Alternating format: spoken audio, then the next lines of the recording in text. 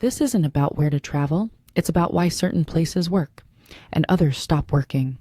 This is Vacation Mode Unlocked.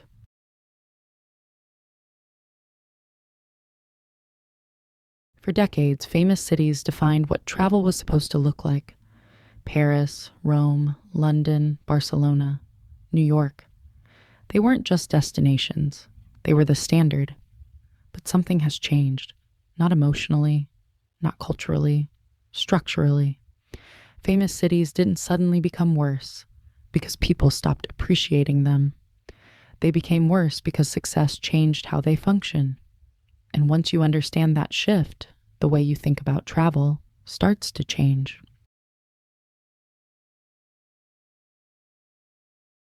Cities are originally built to serve the people who live there. Housing, transportation, food systems, public space. Everything is designed around daily life. But when a city becomes globally famous, its priorities begin to shift. Housing stops serving residents and starts serving short-term demand. Neighborhood businesses pivot toward visitors instead of locals. Public space becomes a product. The city slowly stops optimizing for living and starts optimizing for volume. That shift isn't malicious. It's mechanical. When millions of people want access to the same space, systems adapt to throughput, not comfort. And that's where the experience starts to change.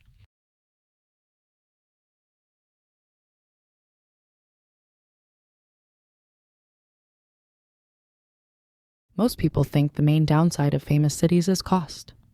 But money isn't the real issue. Time is. Transportation becomes crowded and unpredictable.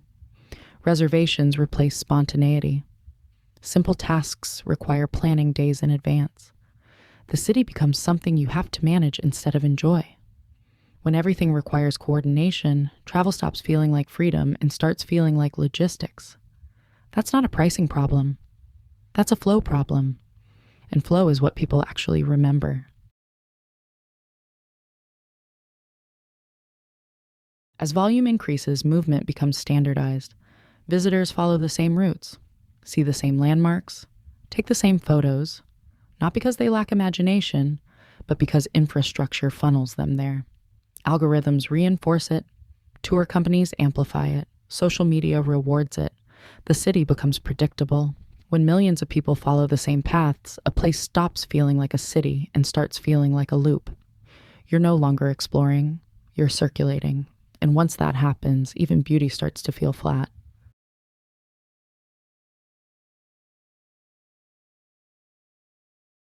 This trend isn't slowing down. Cheap flights increased access. Digital platforms accelerated discovery. Social media compressed attention into a few hyper-visible places. Travel distribution became incredibly efficient. But efficiency at the top created inefficiency on the ground. The same systems that made travel easier to book made destinations harder to experience. Fame scaled faster than infrastructure could adapt. And once demand outpaces livability, the experience deteriorates, no matter how iconic the location is.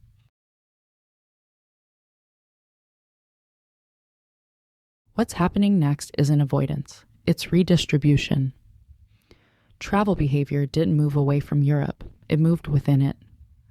Instead of Paris, travelers are choosing cities like Lyon or Strasbourg, places with deep food culture, walkability, and daily rhythm without the pressure of constant spectacle. Instead of Rome, they're spending time in Bologna or Verona, where history isn't something you queue for, it's something you live alongside. Instead of London, they're choosing cities like Edinburgh or Manchester, where movement is easier and neighborhoods still function for residents first. These cities weren't chosen because they're cheaper. They were chosen because they work better. Transportation flows. Services stay accessible. Daily life isn't built entirely around visitors. The experience stretches instead of compressing, and that difference changes everything.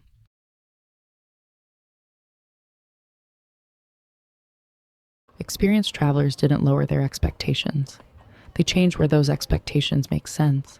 They prioritize flow over fame, living rhythms over highlight reels, experience over exposure.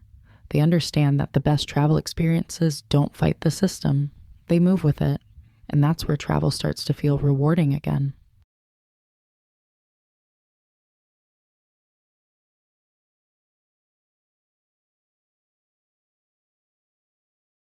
This isn't about avoiding famous cities. It's about understanding the trade-offs that come with scale. Fame doesn't ruin cities. Unmanaged volume does. And once you see that, the map changes. Some places rise, others fade. Understanding why is what matters. Vacation mode unlocked.